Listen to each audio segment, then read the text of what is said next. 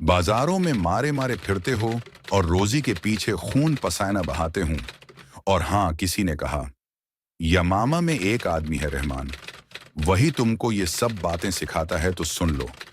हम रहमान पर तो ईमान लाने से रहे, और अगर ऐसा नहीं तो तुम हमारे सामने आसमान पर चढ़ो और वहां से एक तहरीर लाओ जिसको हम भी पढ़ लें।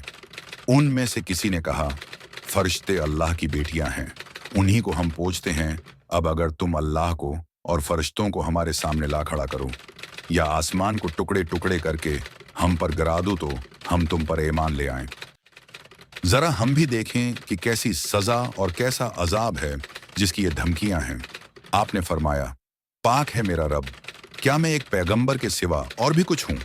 अल्लाह ने फरमाया, बाबरकत है वो जात जो अगर चाहे तो तुम्हें उससे भी अच्छी चीजें दे दे, चाहे तो ऐसे बाग दे दे जिनके नीचे नहरें रवां हों, और चाहे तो बहुत से महल दे दे। इन लोगों ने कहा, मोहम्मद, हमने तुम्हारे सामने कितनी ही बातें रखी लेकिन तुमने एक न सुनी, हमने तुमसे कितनी ही ख्वाहिशें की लेकिन तुमने सब ठुकरा दें। सुन लो, अब हम माजूर हैं और अब हमें हक है कि तुम्हारे साथ जैसा चाहें सलूक करें। याद रखो, हम तुम्हारी जान ही लेकर छोड़ेंगे, अब तो या तुम रहोगे या हम। और अब उन्होंने आपके कत्ल का फैसला कर लिया, बिल्कुल आखिरी और मुहकम फैसला।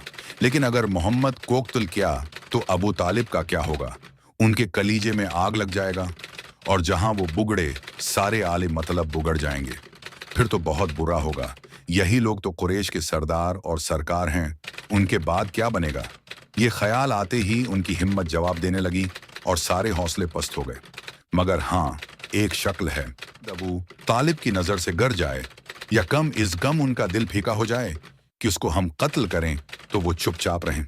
चुनांचा उन्होंने बहुत सोचा और कई दिन तक सोचा। बिलाखिर उन नादानों की अक्ल ने मशूरा दिया, अभी ये सिलसिला जारी है,